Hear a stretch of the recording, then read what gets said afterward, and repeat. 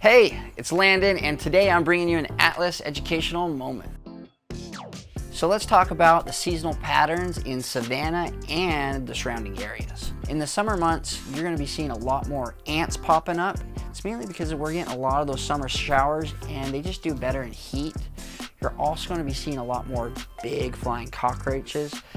They work really, really well in humid, muggy environments. So they're going to be thriving.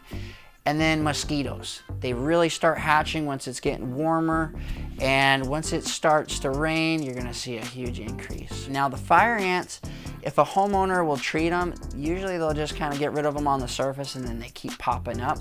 That's why it's best to call a professional pest control company. They will use those commercial grade pest control products that will actually stick onto those hair follicles of the ants. They'll take it into their colonies and it'll spread to the entire colony, and it should permanently get rid of them. Now, if you have any standing water like bird baths, tires, buckets, anything that collects water and just sits there, you're going to be getting a lot of mosquitoes.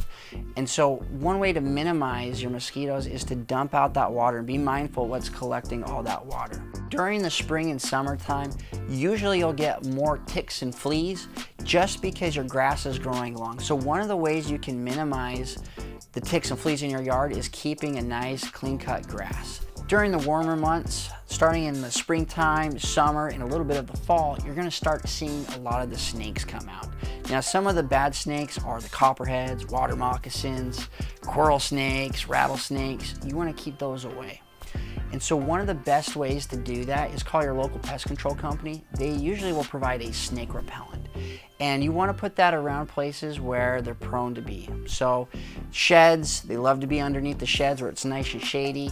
Around wooded areas, if your fence line meets a wooded area, or if you guys have like a pond or water source, that's usually a place that brings a lot of snakes. During the winter time, you're going to be seeing a lot more rodents. Those rodents usually like to kind of chill outside, but once it gets cold enough, they move inside. As well as cockroaches, ants, spiders.